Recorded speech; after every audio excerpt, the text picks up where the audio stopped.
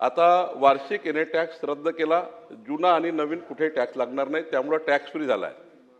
जुने एनए झाले असतील, जुने बांधकाम झाले असतील, नवीन बांधकाम होणार आहे त्यांना एनए टॅक्स लागणार नाही। एनएची अट काढून टाकली आहे, कुठेही एनए करता जावं लागणार नाही। तुमच्या जेवढ्या भागात गृहनिर्माण संस्था आहे त्यांचे आता कुठलाही जुनं कर घ्यावं लागणार नाही, सर्व रद्द करण्यात आलं आहे आणि ही थकबाकी शासनाने माफ केली आहे।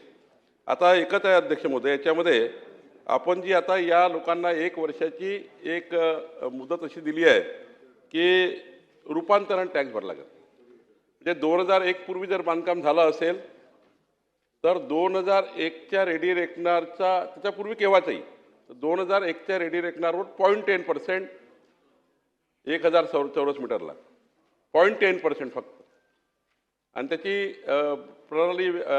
प्रणाली आपण डेव्हलप केली आहे।